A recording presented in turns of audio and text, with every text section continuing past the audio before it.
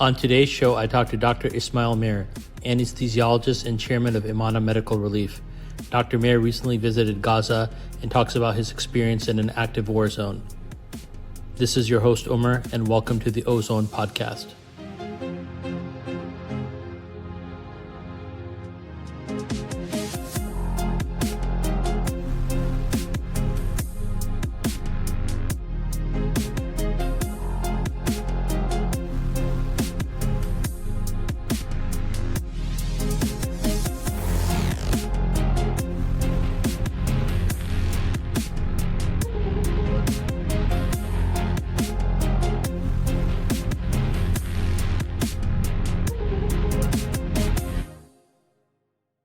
Assalamu alaikum, Dr. Ismail Mehr. Welcome to the Ozone Podcast.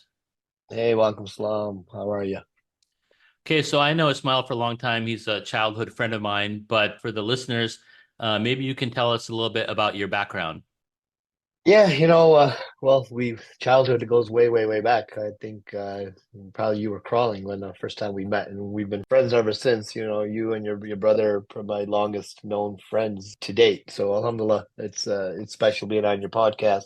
Myself, I'm a practicing physician. I'm an anesthesiologist upstate New York in Hornell, New York. Been involved in my local community here for many, many years since I moved back. This is my hometown where I grew up, and I've been involved in a lot of the local organizations and charities, and really making sure that as Muslim Americans, we are part of the fabric of our local communities and advocate for our faith and for our culture and for who we are and what we stand for.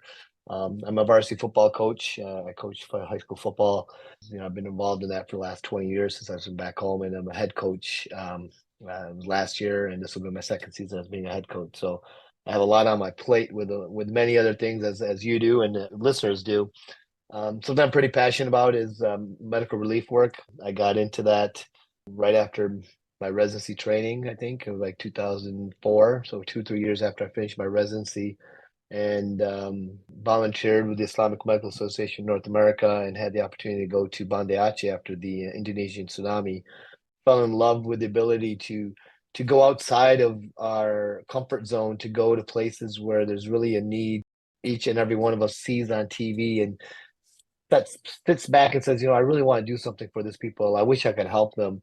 And, many of us don't get that opportunity. And I got that opportunity in an email from Imana saying, hey, we need doctors to volunteer to go to Banda Aceh. And I took that step. And ever since then, I've been pretty busy with relief work. I've been on 36 missions around the world. And currently, for the last, I think, 10, 12 years, maybe a little bit more than that, I've been the chairman for Imana's relief activities. So that's really it in a nutshell. I'm a father and a husband. I have two great children. My son's in college. My daughter's a junior in high school. And that's really it. That's me. So where are you actually located, and what kind of work do you do on a day-to-day basis? I'm located in Hornell, New York. So it's a small town a little bit south of Rochester, New York, in the Finger Lakes area. And like I said, this is where I grew up. I'm an anesthesiologist. I work in one of the University of Rochester's affiliate hospitals down here called St. James Hospital. And I'm the chairman for the department. And as an anesthesiologist, I'm responsible for patient cares around perioperative medicine. So anything that anyone going to the operating room, needing surgery, needing care immediately afterwards, that's my expertise, taking care, making sure you're well, stable, a plan in place to take you to the operating room for minor surgeries to complex surgeries, and then making sure that afterwards the patients are doing well, and we'll work through that. So that's my day-to-day job. So what kind of surgeries, if you can just name a few, do you handle on a day-to-day basis? Down here in Hornell, we're like today we had a couple big surgeries. We had a colon resection for colon cancer. We have hernias, some of the run-of-the-mill, very normal routine stuff. And we have orthopedics, complex orthopedic fractures and trauma. We have urology, kidney stones, people with mass on their kidneys or some type of cancer, bladder tumors. So we do take care of a wide array. We're not a massive tertiary medical center like a big university hospital, but for a small community hospital, we're fairly busy, and we do a wide range of things. Take care of pediatrics and children as well. as an anesthesiologist, you really learn and have insight into sort of a broad range of medicine in terms of different things. You're the cardiologist, you're the endocrinologist, you're the pulmonologist. You're a little bit of everything when you're in that operating room and making sure things are going wrong or going bad. It's very similar. I compare it to being a pilot. Every day planes take off and planes land, and we as passengers sit back there not knowing what could have gone on while that flight was taking place. But you have trust in the people that are flying to make sure you take off and land. And there's a lot of similarities between pilots and anesthesiologists in terms of how they manage stress and manage multitasks and able to solve problems very, very quickly. Absolutely. So a lot of the stuff you do is behind the scenes to make sure things work well, where patients don't even know what you're doing a lot of times, but you're there to make sure things don't go bad. And if they do, you got to take care of them. Absolutely, yeah. Things can always go wrong really fast. I mean, as you know, as a physician yourself, that things can. Anesthesia is a type of specialty where certain specialties you have times to get diagnostic testing and to do this and to get a lab where when it's really so. Like I said, I make that analogy to being a pilot. When the plane's going down and you got to get that nose up and pull back and find a way to stabilize. Well, we're in the same way in the operating room. When things go bad, they go bad very, very quickly. And you got to think through it, focus and go through it, which I think has really helped me in my years of volunteer work too, trying to really focus on things when you do go into areas of conflict that I've been privileged to do. So 36 missions is a ton, and I think you've been quite around the world. Where are some of the places you went to and some of the things you do on those missions? Well, my first mission was, like I said, Indonesia, Banda Aceh, 2005, March of 2005, fairly few months after the tsunami. I was privileged and honored to be with Imana and go to the is it the Mega Four? Yes, the Indonesian tsunami, the Pakistan earthquake in 2005, I believe it was, right?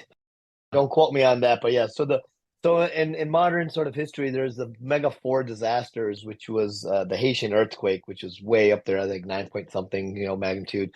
Then there was the Pakistan earthquake, and another massive earthquake that still ranks as one of the mega earthquakes of historically. And then there was the Pakistan flood, Haiti, Indonesia, tsunami, Pakistan earthquake, and the Pakistan floods of 2010. Yeah, those are the mega four disasters. I mean, those Pakistan floods that took out the size of the state of Florida in Pakistan. So it's considered one of the mega disasters. I've been to all four mega disasters. I've had the privilege of going to Sudan. I've been to Sudan, I think 12 times. We do cleft lip and palate surgery down there for children with cleft lips, and we had a sustainable program. Unfortunately, now due to the civil war, it's been sort of shelved, and we're hoping we can get back there. I've been to Yemen. I've been to Syria. I was actually in Syria in December. I've been to Somalia.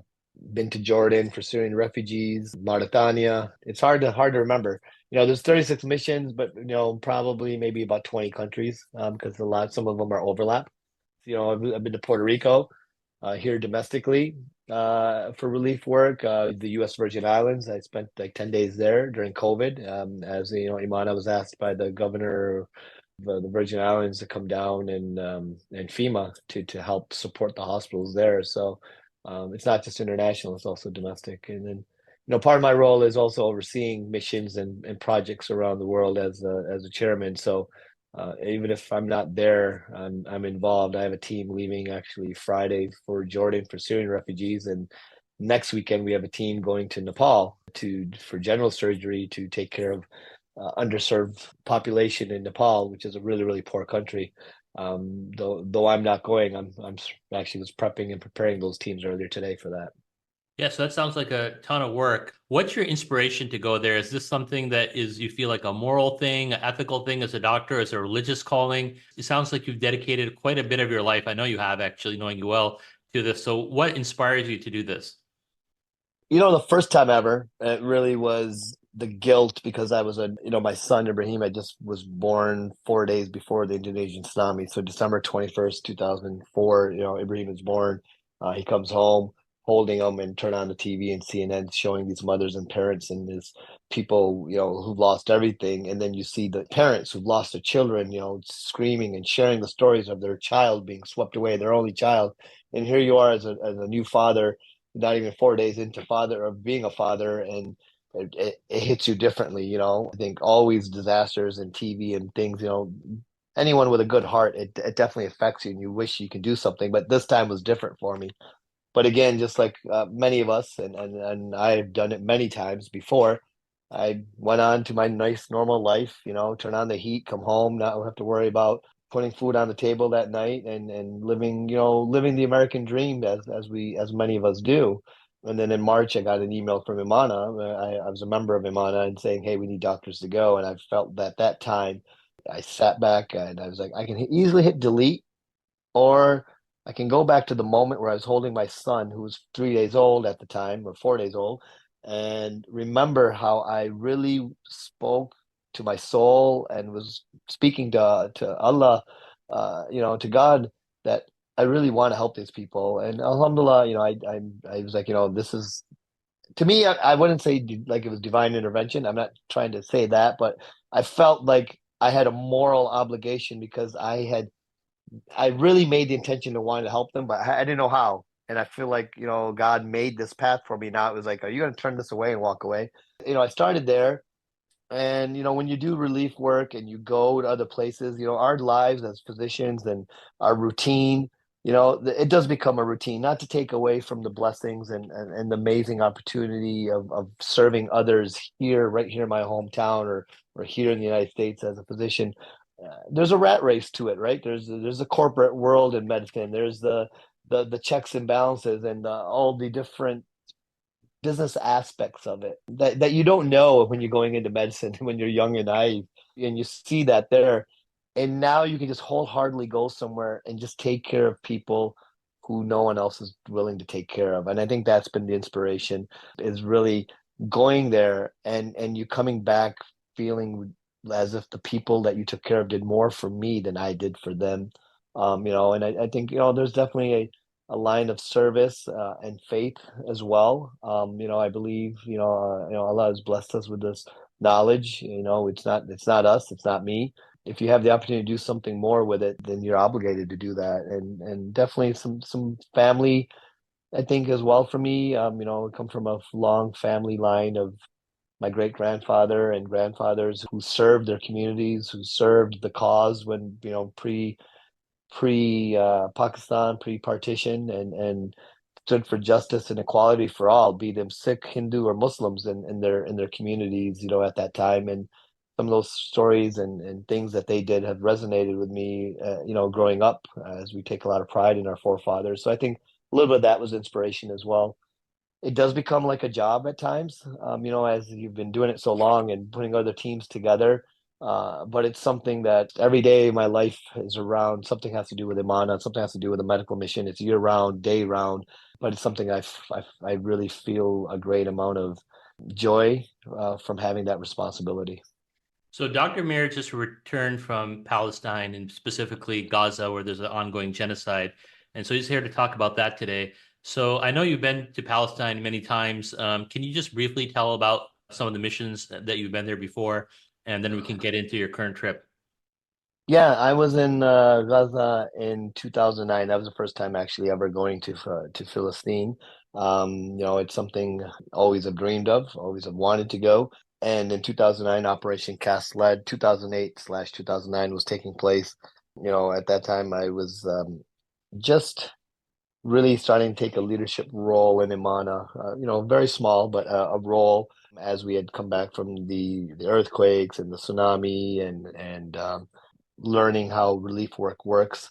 And the opportunity to go to Gaza was sort of just put out by myself to the leadership in Imana, saying, "How? What if we could go?" And there was able to make some connections with other Islamic medical associations around the world, and soon learned that there is a path and there is possibly a way to enter and go. So immediately I reached out to some of my closest friends from childhood through medical school to say, if we could put a team together, would you be wanting to go? And Imana, the president at that time, and the leadership, who I was just getting to know, were 100% backing and supportive of it. Said if you can put together a plan. So that was actually my first time I actually had to put everything together myself. and work through the bureaucracy, work through the issues and how you get in. Gaza is not a very easy place to enter. We all, I think many should refresh some history if you don't know. When the embargo has took place in 2007, how it was shut down. Access in and access out since 2007 has been completely denied, and it's very, very challenging to get in. So long story short, we fast forward. We faced a lot of challenges when we arrived, and we were able to enter. And we were there. The war has just ending, so I think it's an important contrast to what I just went through at this 3 weeks ago. At that time, we entered literally on the day the ceasefire took place. What I realized was going in, and my teammates, I think there was 8 of us, we realized was, we were expecting the bombings, the victims, the mass casualties, and everything that you would envision possibly going to war.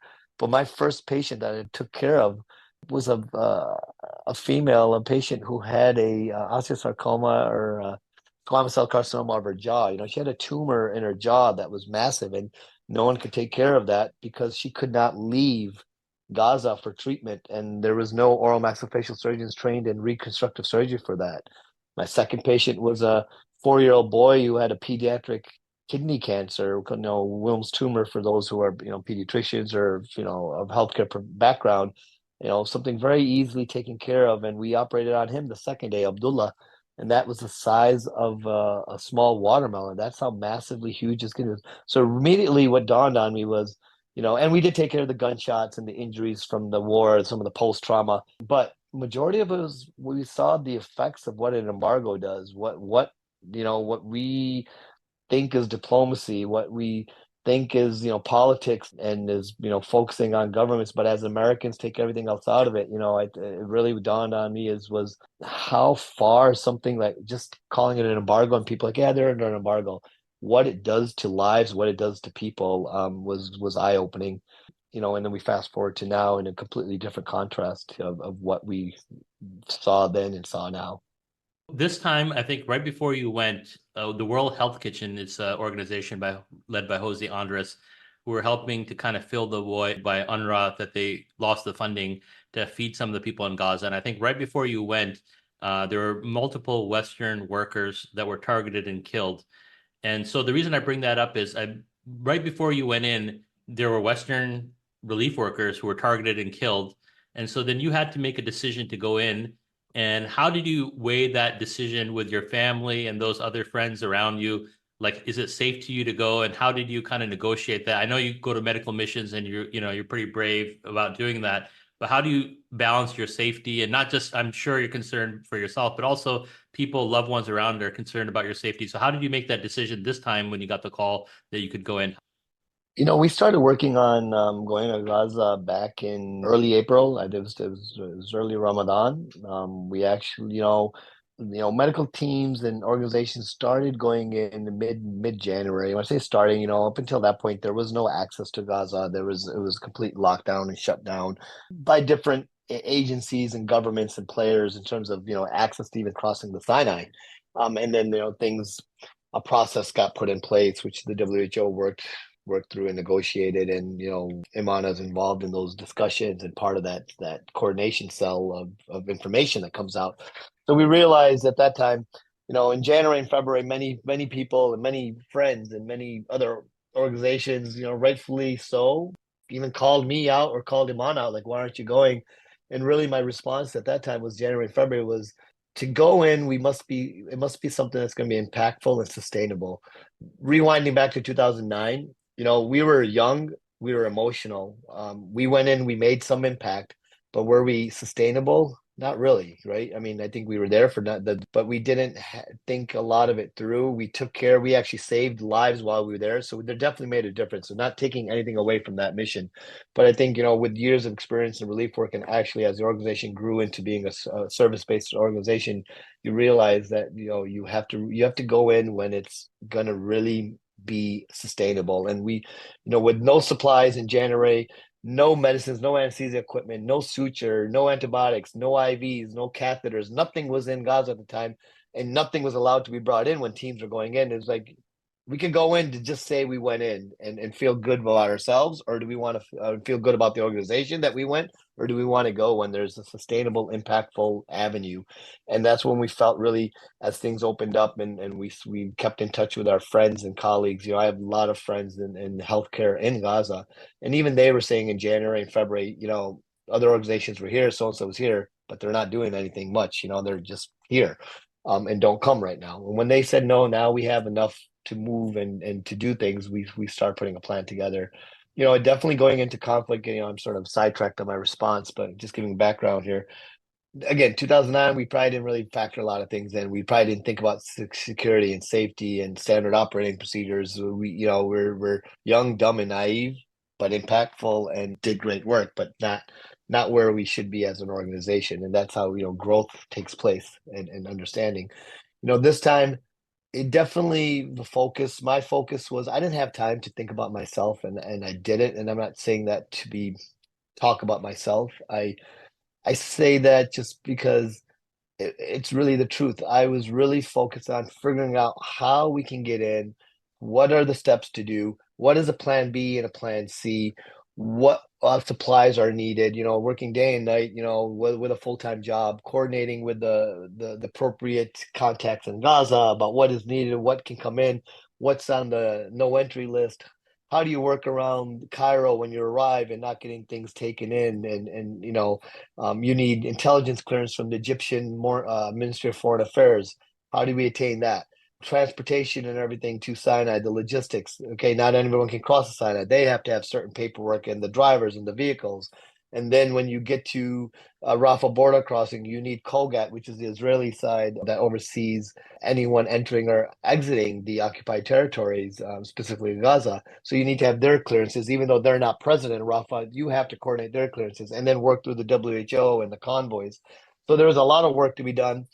What I did know was that I was going to pick a team of people that I thought would not have fear, I could work with, and would fall in line for the cause, in the sense where I wouldn't have to worry about them, but I would worry about them. It sounds a little stupid, but that's Dr. Shark Said, who went with us in 2009. He'd already told me that he was ready whenever to go, and I've known him since my residency days, and just knew that I could work with him, that he would take care of me, and I would take care of him as well.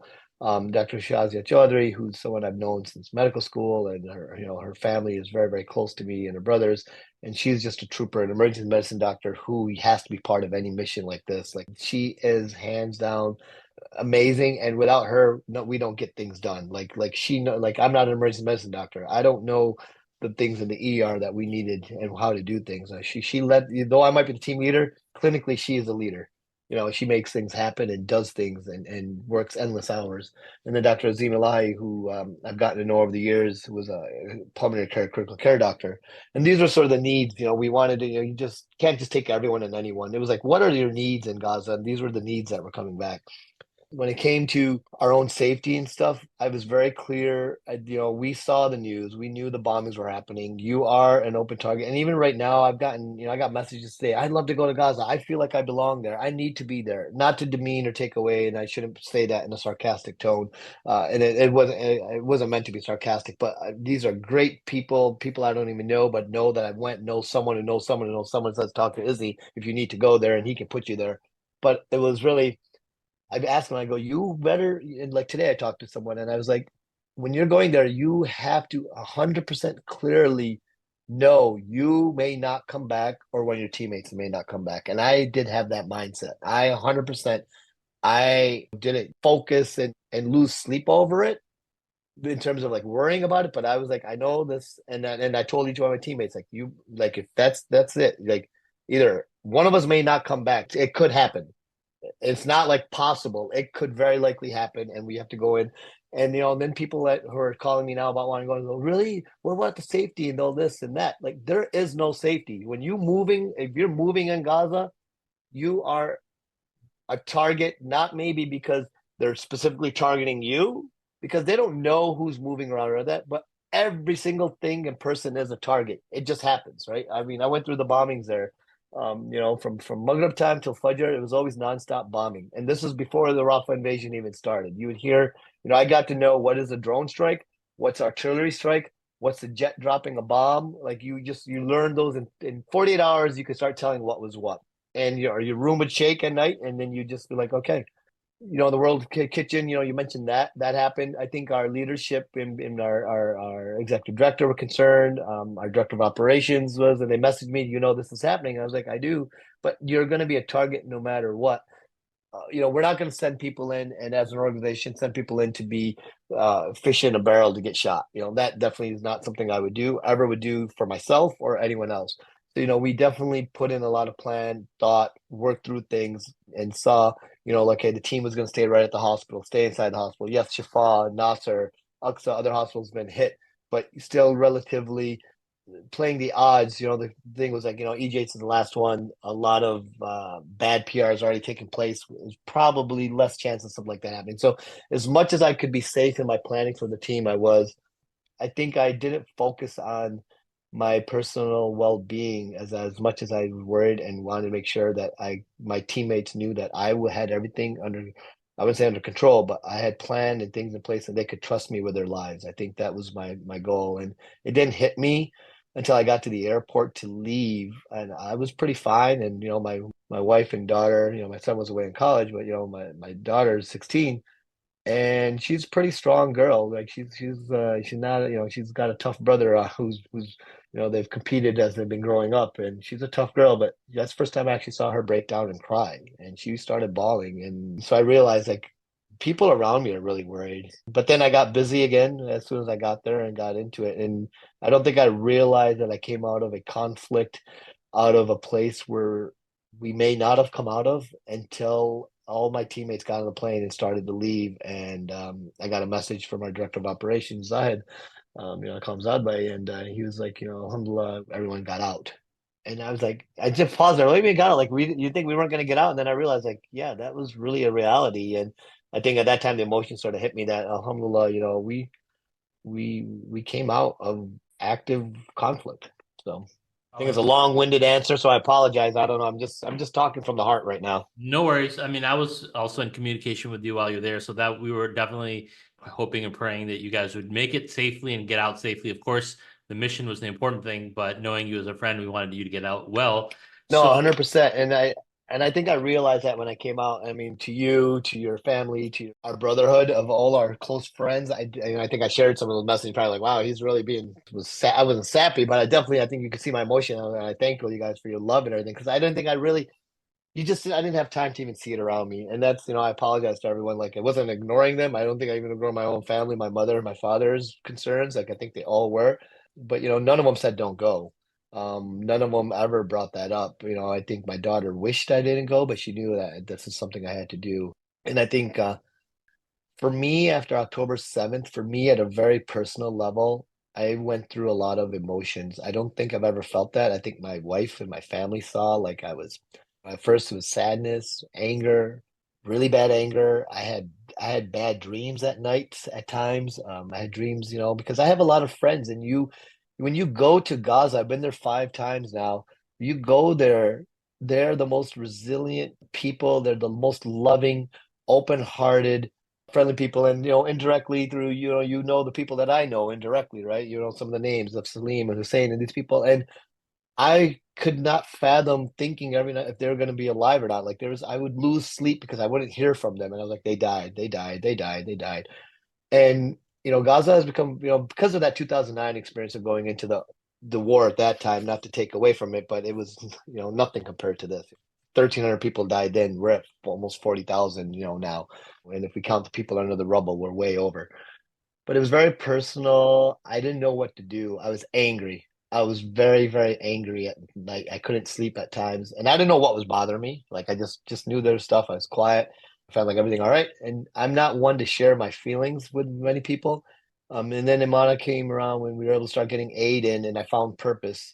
And I think I directed all my energy, all my good energy and bad energy, but I found purpose when we said we're going to start doing teams. So for me, going to Gaza, and this is probably why I ignored a lot of the loved ones around me's concerns.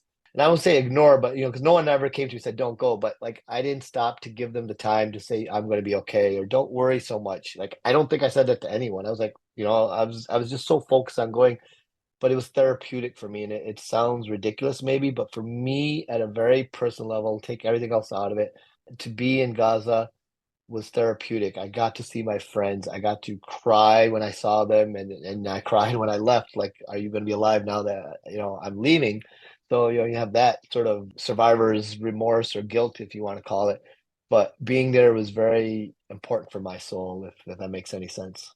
No, absolutely makes a ton of sense. Now let's fast forward to, I know you kind of described a little bit, getting to Gaza is not easy. Now you're in Gaza. What's the first thing that hit you? Tell me what you saw, what you heard, what you felt. So we got in from Cairo to Rafah is should be about a 5 hour, 6 hour drive. I think it took us eight. There's checkpoints all through the Sinai, and rightfully so. There's been issues in the Sinai, and I don't follow the Egyptian politics very closely, their internal issues. But say nonetheless, there's a process, there's checkpoints, a lot of military zones and be checking. So it takes a while to get there. Once you get to Rafah, I think we waited at the border for about 5.5, 6 hours. We had 42 bags. There was four of us. That's almost 2 tons in medical supplies and equipment, which was all from the kind-hearted, big-hearted graciousness of donors. We had from our experience, it wasn't just stuff we grabbed off the shelves. It was very organized what we had, very, very pertinent to saving lives. Again, something we've learned over experience. 2009, when we went, we just grabbed whatever people were handing us and took it. Now it was like, no, we're going to buy stuff, but we know what we want. We want this for the ER. We're going to stock a whole ER. We're going to furnish a whole ICU with disposables and ER, emergency room, OR, et cetera, et cetera. So it was a long, exhausting day. We entered post Maghrib. It was dark. Actually, the border had actually, in theory, closed. Issues were taking place. We had there was too much supplies, this and that. There was other teams from other organizations going in, so that compounded it. Finally, when we got in, it's never ever easy getting into Gaza from the Rafah side. There's always different challenges, different things, and I say that because I've gone in from the Erez side as well. There's an irony there, but yes, it's easier from that side. At least it was. Once immediately when we entered, you want to know what it is. If you close your eyes and start thinking of a humming, buzzing sound, bzzz, and immediately that's what we heard. Literally, you cross over from Egypt, you don't hear it, right? And it's just a border. It's just crossing over no man's land. And there's a little distance, and then once we exited out of on the Palestinian side, the Gaza side, you have to go through the immigration process there. And you heard this, and we're like, okay, it's drones, right? It's drones. Now we're looking up. It's dark out. You could not see them, but you heard this constant buzzing of drones. That was the first recollection I have. There's a feeling of relief. There's a feeling of achievement just to enter Gaza. Anyone else who's listening, who's been there, who is Palestinian, maybe will be able to appreciate that. There's this feeling anytime you enter, like I got it. Even though those times I've gone through sort of non-active conflict, 2022 and 2023 through Erez, you still once you get in, you're like, man, I made it. I made it. We got that dopamine surge and high, like we were here. Then we get loaded up and now we're driving. And as we're driving, we heard artillery fire in the distance. And it's like, hey, what's that? What's that? It's okay. It's artillery. And then we got to the hospital. It was late in the evening. We had all our supplies, everything to unload, and the doctors and nurses that were part of the team to receive us were there, and immediately made us feel like family. They were more worried about us than themselves. Do you have water? Do you have food? Do you need something? Let's go get you food tonight. And here's a place that's under famine, that has nothing, and they are worried about us. And we got to sleep, and then you get up in the morning, and when we walked out, the first memory, so now I'm talking, now it's daylight, right? Because we got there late. Now the second thing that stands out, but stands out even more than the drones, was the number of amputees. There's 30,000 people at that time living in or outside of European Gaza Hospital, which is just about a kilometer south of Khan Yunis. So the southern part of the central part of Gaza, if that makes any sense. And the number of amputees from children to adults, I've never, ever, and I've been to Somalia, I've been to Yemen, I've been to Syria, I've been, we've been to Gaza before, many times. Never, every other person you see is missing a leg or missing both legs. They could be 4 years old to 60 years old. It was I think we just paused, and then Dr. Shark was with me, and we just like, I can't believe this. You cannot walk past five people and one of them doesn't have a limb missing. That's my next memory of Gaza, which is more impactful than the drones. But I just wanted to sort of set the tone of what it's like when you enter. And then we got to work, and we worked through it. And then your third memory that sticks out is we got back to our room at about 7:30, 8 o'clock one of the nights, and we had heard some distant drone attacks the night before here and there, but this night, you heard this massive kaboom, and we just look at each other, and then we're gonna go out for a walk. It was the evening time, and just walking around the hospital, and then also we saw the ambulance pulling in, three, four, five. So immediately we rush into the emergency room, and basically there was four of us and one local doctor, and now we got to see what it's like to take care of a mass casualty in Gaza, and that was our first experience, and that'll stick with me. And then that experience happened every night for the next 7 nights that we were there, because or 9 nights, whatever it was. We'd be in our room, we'd hear the massive booms, our room would shake. It could be 9:30, it could be 11, 1 in the morning, and we just run to the emergency room because we know in about 20 to 30 minutes, if it was the boom was south of us, it was towards I'm sorry, towards Rafah, and there's no hospital in Rafah that takes care of trauma, and they have to come to EGH. And if it was a little north of us towards Khan Yunis, there's nothing there. They have to come south to us. So you could tell by the sounds where it was, and we'd be there, and then we'd work through the nights. It'd be families, it'd be neighbors. They came in droves. So and so's my neighbor. So and so's my aunt. She's dead, but this is my nephew. Please save him. So that's sort of the picture that I could paint to you. What kind of procedures were you doing in the operating room? Earlier, you kind of painted what are the things you do in New York. How would you compare and contrast what you were doing in Gaza to New York?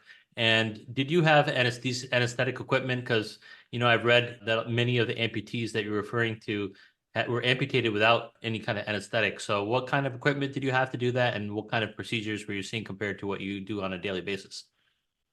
Yeah, so I met a lot of my friends from Shifa. I've gone many times now, four times before the last. So you develop this relationship, and that's why I was saying, about anger and those feelings I had within me was really, I struggled with it, like, really struggled. And I got to see some of the people I didn't, have their numbers or remember them in that sense, but you're like, holy cow, that's Munir. You were at Shifa. You were the cardiac nurse. And yes, brother, I'm alive. I made it. I was in prison, but I got out after a month. And we'd see each other. The stories of not having medicines, anesthetic, and supplies, 100% truth.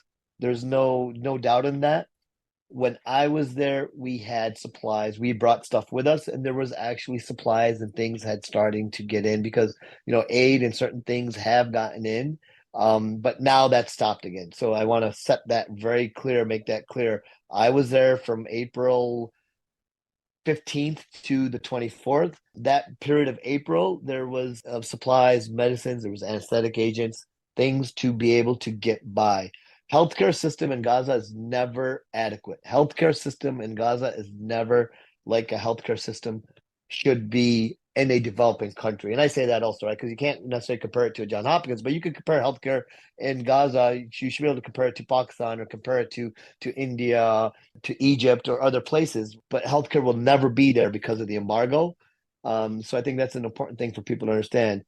But when this crisis and when things were active war and ground invasions taking place, all my friends, people share the horrific stories when, we saw one or two mass casualties every night. When they were getting mass casualties every hour, yes, there was amputations, things done in the emergency room, done on the floor.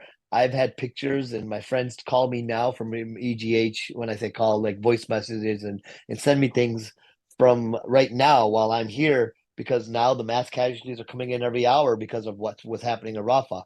And it's again nothing. They have no more supplies now. It's been extinguished again.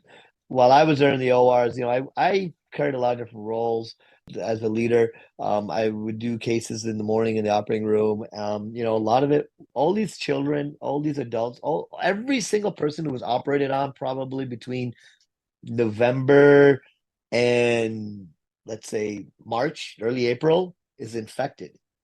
everything is infected, right? When you're operating on a floor, or you're operating without no antibiotics, no sterile, no iodine, no betadine on February 2nd after a bomb blast in Khan Yunis, yes, the doctors, you're saving lives, but everything is like the post-operative infection rate from everything that happened previous to our arrival was like, like when I look at Shark and Azim, who's ICU, it's 80 to 90%. So what Wow. we were doing a lot was Shark was cleaning, a lot of debridement, cleaning stuff out, cleaning the pus out, trying to wash it out.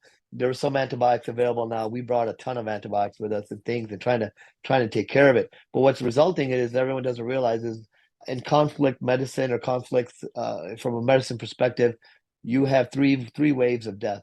You have those who die immediately or within the 24 to 48 hours from the actual trauma. Then you have the ones who are going to die the 2 to 3 months later afterwards because of the increased morbidity and mortality from being done in the worst of conditions, to no fault of our heroic colleagues over there. You don't have anything, but you're saving lives. You're trying to do what you can, but eventually it's gonna not work, right? And a certain percentage of people are gonna die 2 to 3 months later. And we were seeing that. We were seeing people dying from post-infect operative infections now that have just gotten out of hand afterwards, like abdomens just pussing out. And then the third phase that we also started seeing was everyone is focusing on the death from the conflict, the bombings, the drones, and focusing, and the media talks about that. But what about the grandmother that I had to do CPR on in the emergency room when she came in? And I just happened to be there, and she started coding, and her son's watching me do compressions on her chest, up and down, directing the nurse to give him ambu bag, breaths by bag, and then they're flatline, and there's nothing we can do. And all she had was a urinary tract infection. She lived in a tent outside of Khan Yunis. There is no access to healthcare, right? Though Gaza is always struggling in healthcare, when you're sick, your child is sick, when your parents are, or anyone are, you pick up the phone, you go to the urgent care, you see your doctor. You had the same system in Gaza, right? You had the ability to go be seen, and have your day-to-day illnesses and ailments taken care of. But every day in that ER, and Shazia, she was there full time every day. There was deaths occurring from things simple like urinary tract infection, pneumonia, asthma. Because you go in status asthma and you live in a tent and you have no access. You haven't had your inhaler, you haven't had your steroids in weeks or months. We had a gentleman die from gas gangrene because he no longer had his access to his metformin and glucophage. These are medicines for people who are type 2 diabetic. So months without it, was barefoot, living in some camp, got an infection to his foot, came in, it just, gas gangrene. So there's basically the infection was creating gas throughout his leg all the way up. We amputated him in the morning. He was dead by the afternoon, and we didn't think he was going to survive because he just didn't get to us. So that's the third phase. That these are the uncalled, and these are the people that we have to be a voice for. Is everyone wants to talk about the bombings in Rafah, and not to take away from any of that tragedy and death. I mean, that's the first and foremost. But people forget there's people just dying for normal things. We had a gentleman who had was diagnosed with cancer, can't get his chemotherapy done, through what we suspect was a pulmonary embolism, and come into us, and we had to run CPR on him. I think we saved him, but what's his outlook going to be? I'm going to share a couple of things. I don't know if I'm going to ask if you saw anything like this. There's a lot of imagery of kids in Gaza, and I think one of our colleagues, Dr. Galeria, actually posted a article in the LA Times about kids who were shot with sniper shots to the back of the head by Israeli snipers. And while you're there, I was speaking to another doctor, and he said there was a woman breastfeeding an infant, and a quadcopter drone came and shot the infant in the head while the infant was breastfeeding. Luckily, that kid survived. Maybe got a superficial graze or just had a miracle. Did you see anything like that where there were sniper shots? Any kids who were like targeted? I did not directly see anything like that. I've heard stories of it, but I've heard these stories, in the West Bank where I've been many times. I've taken care of people in Tulkarm and Nablus, again, sort of taken away from Gaza, but of sniper injuries. And in my previous visits to Gaza, yes, I've definitely had that experience. But on this specific trip to Gaza at the European Gaza Hospital, I didn't have anyone directly discuss or bring forth sniper fire in that situation to me. So I think one of the most troubling things about what's going on right now is how many children are being affected and killed. I mean, it's a tragedy if an elderly person dies from a UTI, if a adult male dies, if a mom dies. But I think there's something special and very troublesome about so many kids being killed. Did you encounter any kids that were hurt or that you treated? Every day, every day. I think, not to be morbid here, but I think we always focus on the death, right? We're focused on the death of these children. It's gut wrenching, but what's more gut wrenching is the children who survived without their parents, who have lost both their legs. Yasin is 11-year-old Yasin. He lost both his legs and one of his arms. I'm sorry, no, he didn't lose his arm. That was a different child. But Yasin lost both his legs and his father was killed. What future does he have? What future does he have, right? Now, I'm not taking from the death, but everyone always wants to talk about the death. Every single person has been affected in Gaza. Every single child has lost someone at some relative. Let's close that down to all those children who are actually now orphans, right? And then all those children orphans who are actually victims of or who have been maimed themselves. What future do they have? Right? They're alive. They survived. There's no universities left. There's no schools left. There is no healthcare system left. There is nothing left for a functional society to be sustainable. Yet these children have to grow up in that now. So I think that's where we got to direct the conversation, right? Let's think about that, not to take away from those that are dead. And I'm not saying that death is better here. I'm not. That's not what I'm trying to say. Astaghfirullah, I'm not at all. But what makes me angry, what makes me, I don't know if angry is the right word, but what I need to be a voice for is I can't be a voice for those who have died. I mean, I can't be a voice for them anymore. But I want to be a voice for those who are going to struggle, like Yasin, who have nothing left, right? There's the Talal. She was 10 years old, beautiful little girl. I wish I had a picture to show you. And I know it's a podcast, but I'll describe it to you. Nice little beautiful 10-year-old girl. The children took a liking to us for whatever reason. We didn't speak Arabic, but every day they would follow us into the hospital and back. And she shared the story with us how she is now living on the second floor. She showed me with her aunt on the corner of a stairwell. So imagine John Hopkins or Mount Sinai or Northwestern or Emory or Dallas Children. I'm naming all these mega hospitals that we all sort of heard about growing up. University of Rochester, let's figure that, right? You and I both have been there, living in the stairwell in the corner of the hospital because she was blown out of her window, middle of the night. Her house was hit. There, during the conflict and war, and these are large family. I forgot the proper term for everyone. His grandparents, parents, and everyone sort of lives together. Family homes. Everyone's been killed. She gets blown out the window. Luckily, her aunt lives in the two houses down, so she does have one relative alive. She's lost everything. She's 10 years old. What's her future hold for her? And she's sharing the story with me, and she not even crying, and she's just like, Alhamdulillah, my family is martyrs. And that was the resilience I saw in them, and I found inspiration in these children. But as an adult, we have to circle back. What is her life going to have? I have to be a voice for the stories of the people I saw, and not to take away from your question, but yes. And then there was Hala. She's a 4-year-old girl, severe 30% burns from her like xiphoid, so her mid chest down through her legs.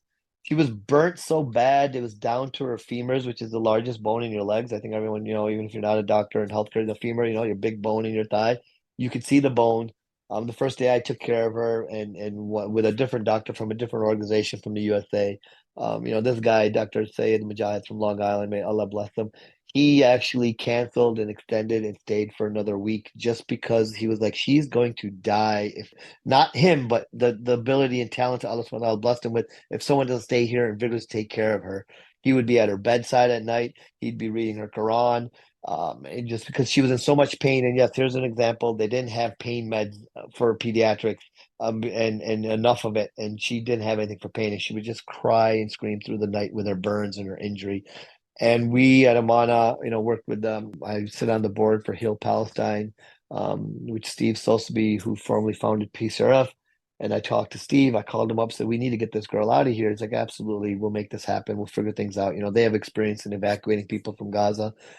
It's amazing, right? Overnight, the passport's got to be made. in Ramallah. She has no family, no one who can identify her in Ramallah. They have to find someone to go somehow get to there and get a passport made without her family being present. They get that done. She gets a Palestinian passport. Now you have to get approval from the Egyptians to evacuate through the Ministry of Health. You have to have the U.S. State Department approve a visa for her to come here. You have to find a hospital, which was Shriners Boston, to accept her. All this got done in about, it took about a week to 10 days, and they brought her to Rafah to IMC hospital because they're expecting to cross over, and the invasion happens, and she died 2 days later in septic shock. I think that's when the day when I heard that, and I might have shared it with some of you guys offline as friends. I think there's moments I don't really have emotions. I should say I do have emotions, but you learn to just keep moving. You find purpose. You find purpose. Like I got to keep focused and keep working. But then something will happen that'll hit you, and that day hit me. I remember it was a week and a half ago. It was a Saturday, and I think I just cried for a good hour in my room because we were so close to getting her out. But there are thousands of Hallas. There's thousands of children. Those are not to take away from the ones who've died, but the ones who are alive. What do they have? What future do they have with one leg? What future do they have without a mother and father? What future do they have without grade school, without a high school, without a university, without anything left that a sustainable society needs? I don't know. Someone answer me that. Very glad you brought that up. In fact, there's a new acronym I'm sure you're well aware of that came out of this genocide called WCNSF, Wounded Child, No Surviving Family. And it's exactly what you're describing, kids who have lost almost everyone in their family, if not everyone, and they're amputated, they have disabilities. And I think it's important to note, like, Gaza is a poor place. So a lot of these families, like, they live in these multi-room buildings or in apartments where there's like 30, 40, 50 people of a family living. So if the bomb hits, almost everyone dies. So if you have some surviving children, it's not like the families are spread out. Pretty much all of them die. And this is what you're left with is children, exactly how you're describing Hala. And I'm sure other children who said so. I totally agree with you that that is something that needs to be addressed. And there's no easy answers for that at all. Right, right. But I think the also important thing is when you see is, and I just want to keep reiterating it is right to rebuild, to restart. I mean, the resilience of the Palestinians, resilience of the Gazans is unlike any other. I don't doubt their resilience. They'll find a way. They will survive. They will rebuild. But you got to question how. Like really, right now at this moment, every university is gone. Everything that would enable society to keep growing, to keep moving forward, right? Because Gaza had to do that from the time of 1948 through now, but more so from the time of the embargo. They found a way to move around, get through every roadblock, and they had Gaza University. They had a medical school now. They had high schools. Like being in the most difficult of places, a place under an embargo, a place that doesn't have access by land, sea, or air, doesn't control anything of its own. They still found ways to succeed and to put out bright minds. That's another thing, right? Everyone who had capacity of leading, of enhancing society by bringing in academics, bringing in science, bringing in poetry, bringing in journalism, are no longer either, right? Like everything that helps society from day one to exponentially grow has been gone. It's been eliminated from institutions to personalities. So I don't know how you get there. I really don't know. You mentioned the resilience of the Palestinian people, especially in Gaza. What was it like with the healthcare workers? I think you kind of alluded to it. I know that they're not getting paid. They're going there out of duty. Med students, there's no record of what they're doing. They're just showing up to work to help people. I think the whole healthcare system is basically volunteer run at this point, if I'm correct. What was your experience with like the other medical workers?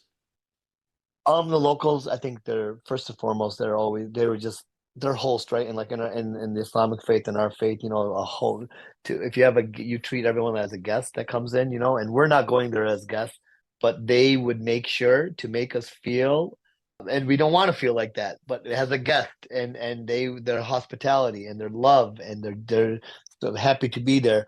But then at the same point, we realize, and I have friends there, and I've been there enough. I sometimes joke that I'm probably more Palestinian than I am Pakistani at times.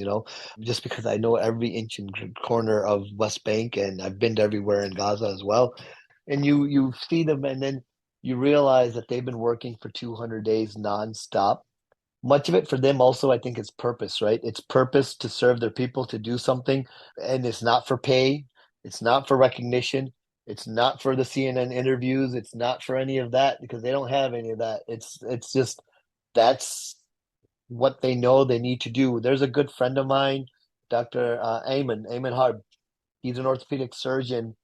Imana actually sponsored him to go to Malaysia for fellowship for 2 years in orthopedics, and we were able to get him a waiver to exit Gaza. This, I can't remember what year, but at least 10 years ago, he went to Malaysia with four other doctors from Gaza, and Imana funded their fellowship training to get extra surgical training there. And the Malaysian Islamic Medical Association was amazing and got them accepted into programs, and we funded their stay and lodging.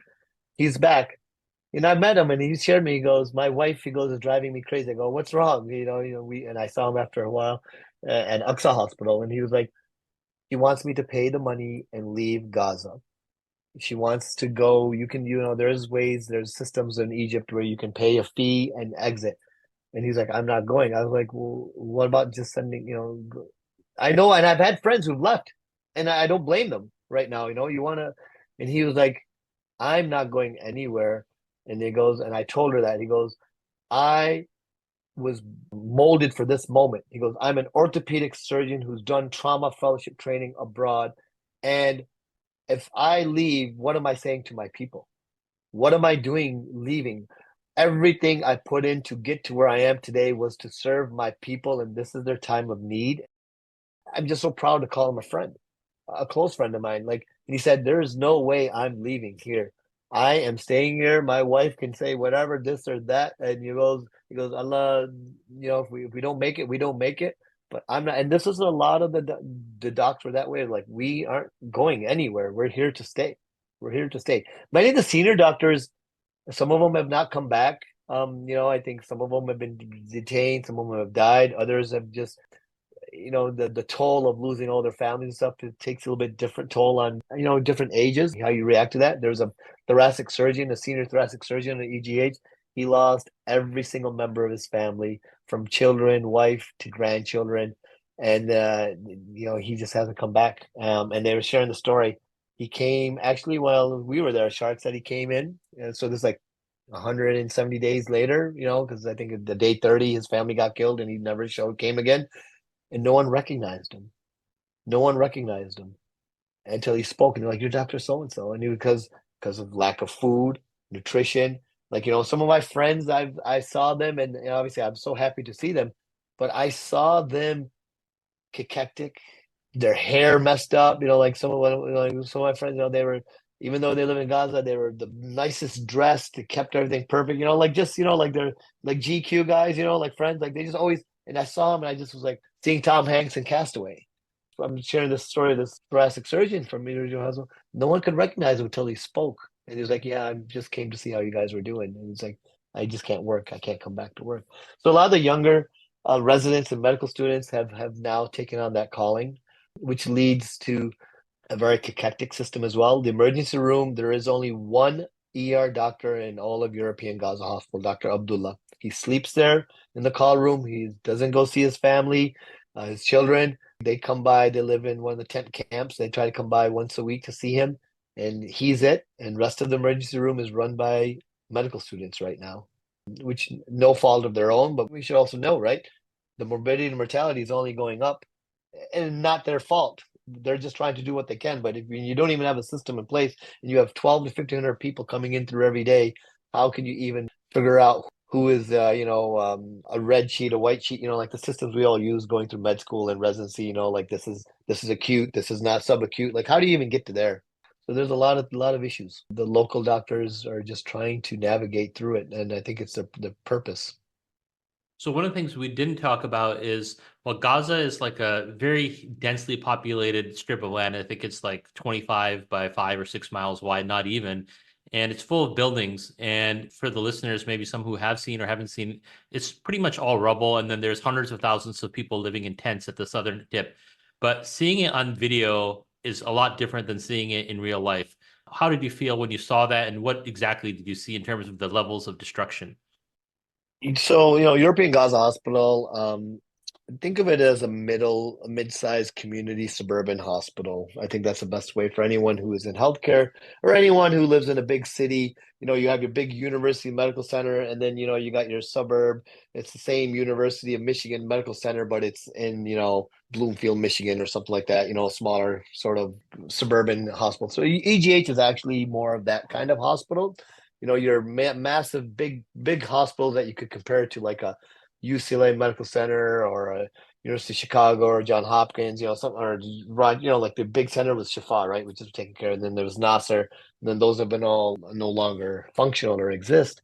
So EGH has had to take on this. And well, the first thing you see, we did not go outside of our compound as a team. I did, and I'll share that in a minute, trying to be as pragmatic as we can my thing as leading a mission is control what you can control and don't lose sleep over what you can't control, right? Just be prepared for the unknown as much as you can. So we were EGA. So imagine your local hospital. There's a tent city around it in the parking lot. And then inside the hospital, as I was describing where Talal lived, down the hallways, every single hallway, nook and cranny there's bed sheets up, there's rope hanging, and behind it are people living. And you're literally on the left side of the hallway, you can get through barely with a wheelchair or a stretcher. On the right side are people. Like when some of these traumas we had to take into the mass casualties, we ourselves were the nurses, the orderlies, the techs, the doctors, right? That's how what you have to do in Gaza, and to sort of put the scene together in the middle of the night when we were taking care of things.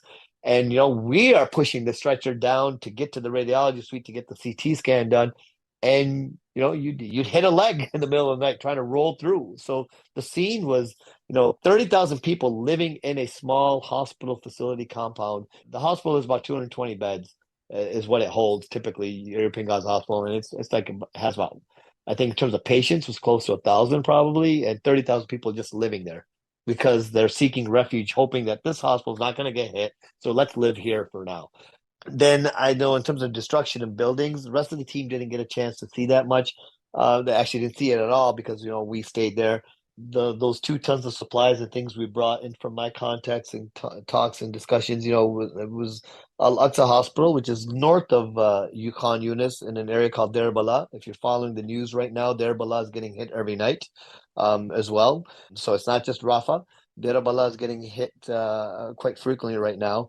And Aqsa Hospital, Aqsa Shuhada Hospital, you guys probably have heard and seen that mentioned, is another hospital that is still semi-functional. It's a smaller hospital, much smaller than EGH. So just EGH is the big hospital now, and they needed supplies and things. So from stuff we brought, we put some bags together, and Azim and I drove there, probably a 25-minute drive north, and but you had to go through Khan Yunis. I saw the destruction of 2009. I had seen that and thought that was bad. I wish I could share videos and on a podcast. I know we can't, but everything around you, for as far as you could look, is decimated. There is not a single structure standing, and this is where I realized the first thing that came to my mind was as I was talking with Azim and Abdul Ghali, who's our local coordinator with us, getting us moving around.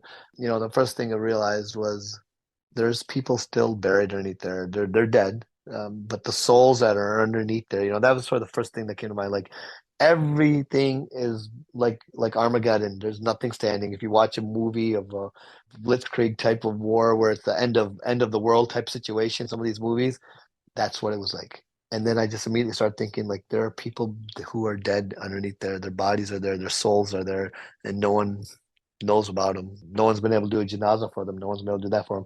Then the second thing that came to mind as we were going, I saw, every gas station, every school, saw a bunch of the UN UNRWA schools. Almost all the schools are UNRWA schools in Gaza, right? I mean, everything is funded by UNRWA there.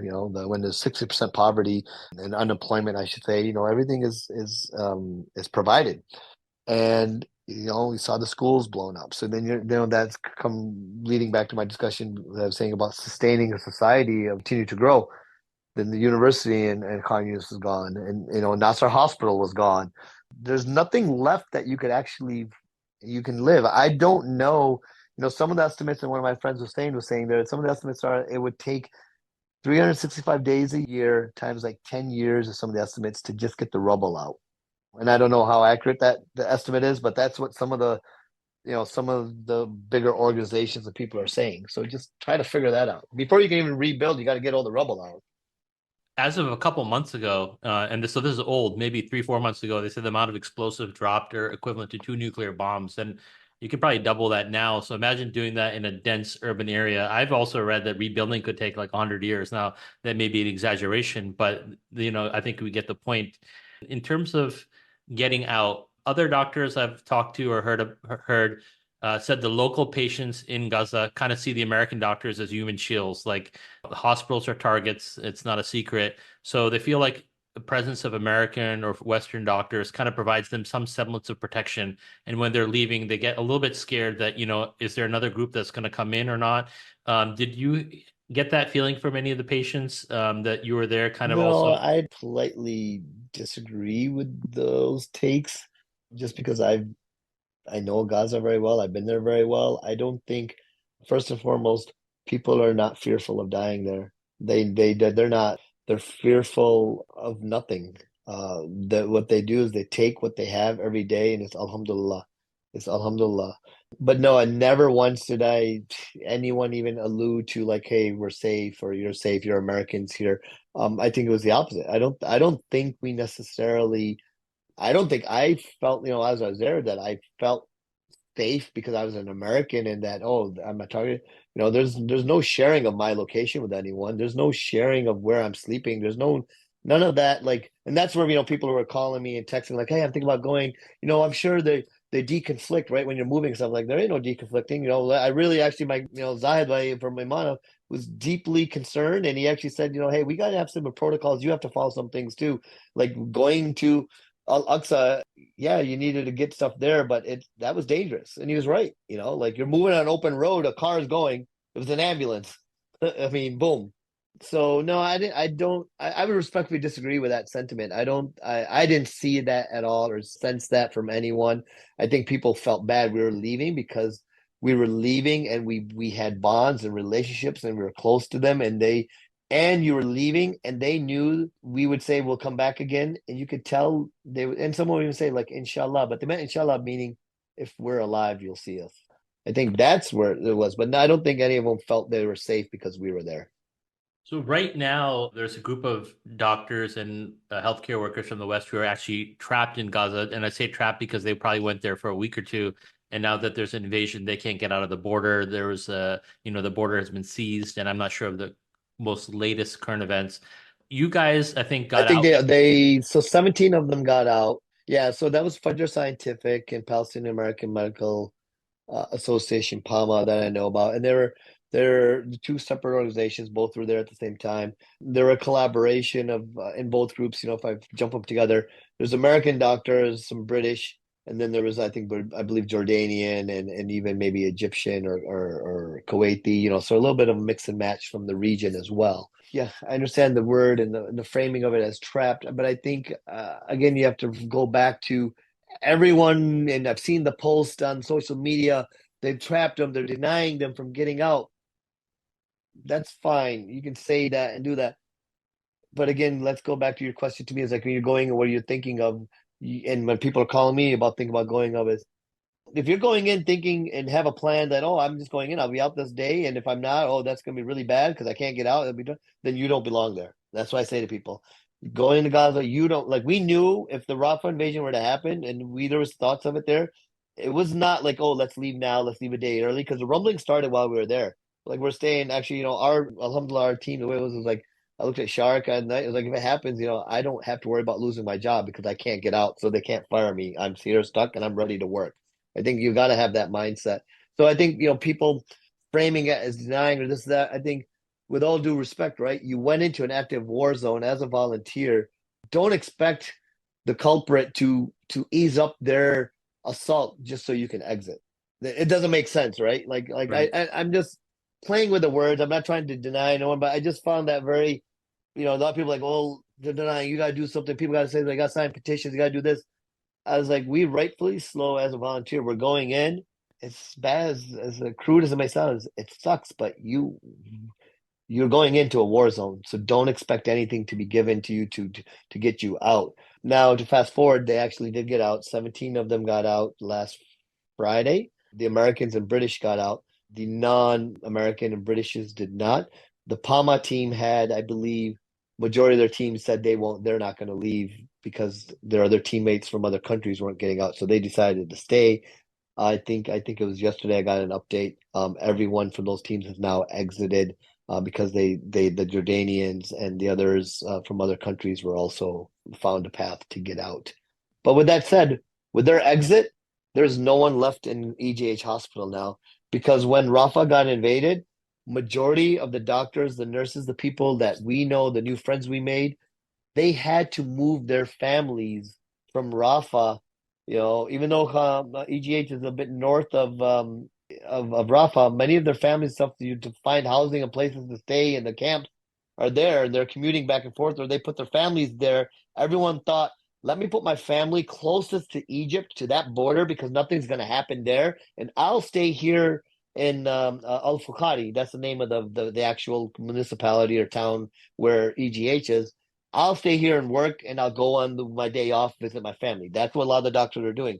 Now they all had to leave, and they all had to move their families to the beach at Al Marawi. I can't remember exactly what the name of that zone they called, but anyways, you have to stop working when your family is in danger, rightfully so. So the Palma and the Fajr doctors, and these guys are, amazing people.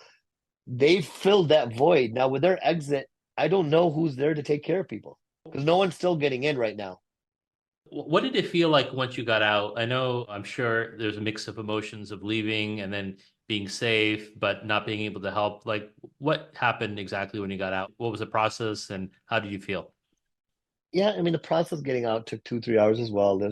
You have to, even to exit, you have to have the Colgate approval. Okay, that's from the Israelis. So you think you can just exit because getting in is hard, but leaving, no, leaving is just as bureaucratic. Maybe bureaucrat's not the right word, just as sensitive and behind the scenes approvals take place. So we had to make sure all that was in place, that the appropriate officials and authorities to get our Colgate approval to exit was in place.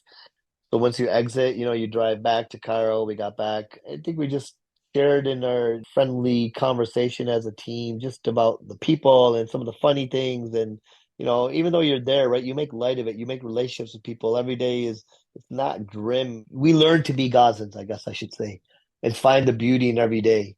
Hard to say and explain because everyone from outside is seeing it like, oh, it's got to be the most worst thing you ever did.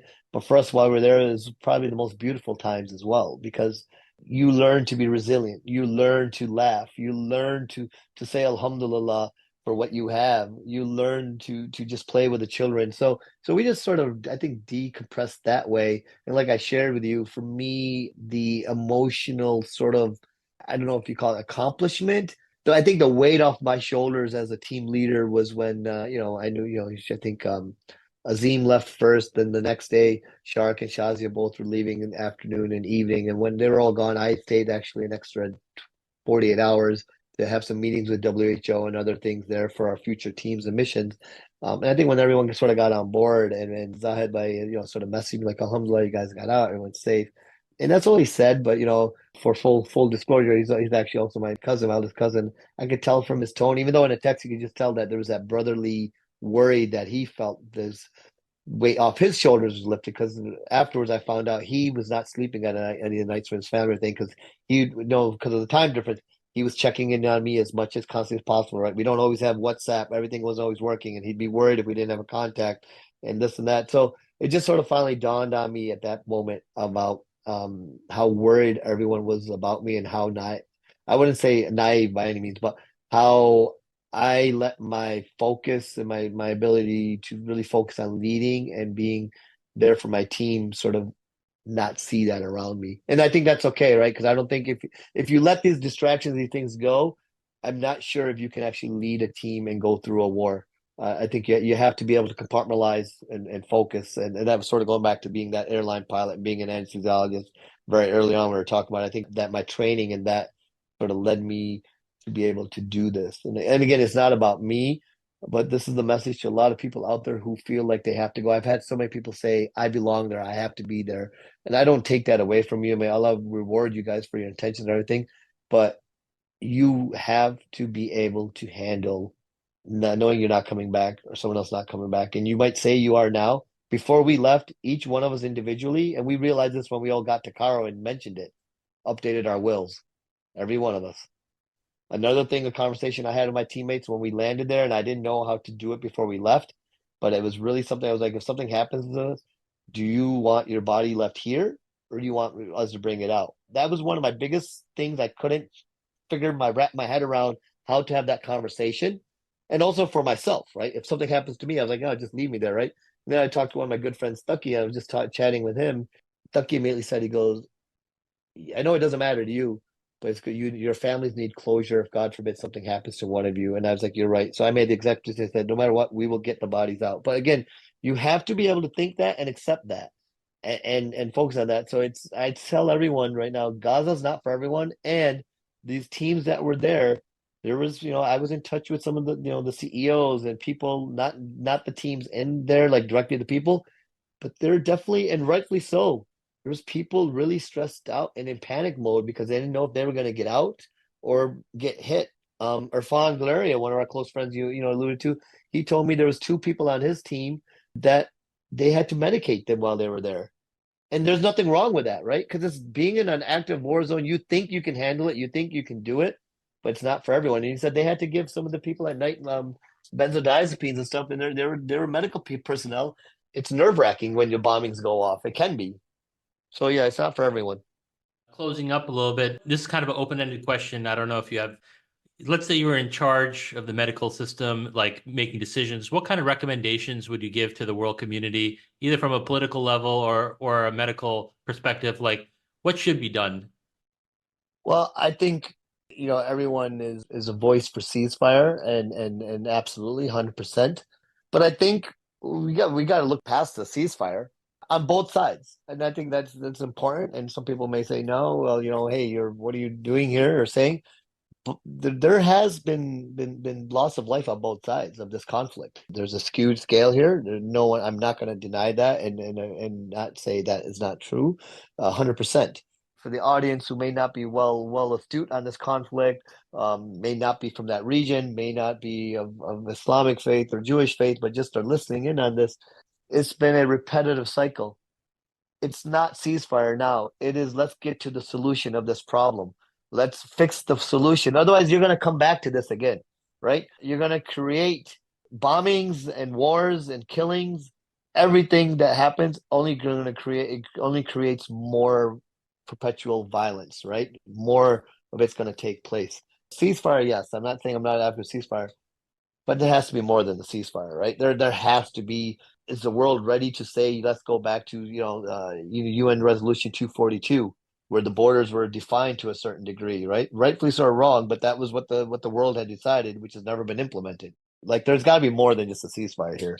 And I pray that Hala's death doesn't go for no reason. That the deaths of everyone and the people and everyone that came about from my friends and how many people they've lost and that all these children that have been maimed and lost their limbs, if it leads to something that's going to sustain a peaceful solution for both sides to live, for both sides to be able to live out their dreams, and more so on the Palestinian side because the skewness of the scale, as we can see and know, is much different in terms of the fairness and what things are going on.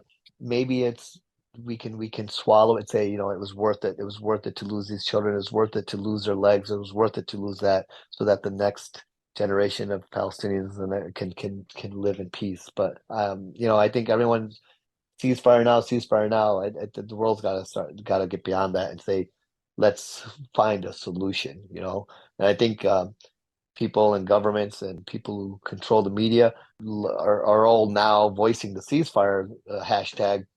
That doesn't get us anywhere. Yes, it'll stop the killing, it'll stop that, but the cycle will start again. So let's not drink the Kool-Aid, right? We have to get past the ceasefire. We have to go, let's find a solution. Let's find the two-state solution, or is it a one-state solution where everyone is going to be a citizen of one nation and have the full equal democratic rights as the next individual, like South Africa? I don't know. I don't know. I'm not, that's above my pay grade. Let's not fixate on the ceasefire. That's not going to solve anything. It'll save some lives right now, but we'll just come back again. Where can people find you online, or is there anywhere you want to send people? I'm not really on much online or anything. I don't have much of a voice like that. I think anyone who's interested in volunteering and doing and serving others, not just Gaza, around the world, could, definitely could always go to, imana.org, www.imana, I-M as in Mary, A-N as in Nancy, A.org. Me, myself directly, you can probably find me on the internet, but I'm not that exciting, so I don't know why do anyone want to find me.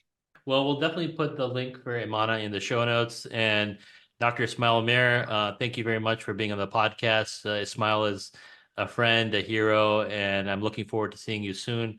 And we really Well, appreciate your time. I will stop you there though. I think, and I love you like a brother, but we're not heroes. We're not heroes, and so many people have said that. We're just in a position that we were able to go, okay? And not everyone can go, and there's nothing wrong with that. But the heroes, um, and now you're gonna get me emotional. The heroes are the Halas. The heroes are the Salims, the Husseins, the Ahmeds, the Mahals, the Umbrines, the Abrirs. These are all people, real people that I've met. There's children, there's adults, Dr. Osama, Munir, and Ibrahim. Those are the heroes.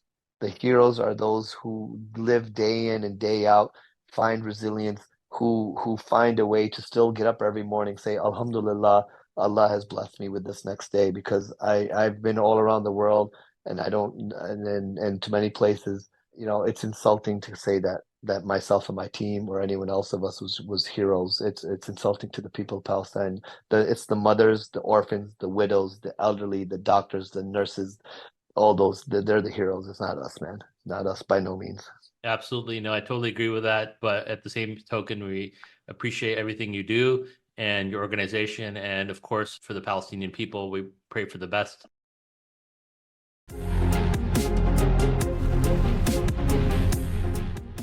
That's all for today's show. Thank you for listening. Please remember to subscribe and like wherever you listen to the podcast. And don't forget to leave a review and rating, which helps others find the show. Until next time, I'm out.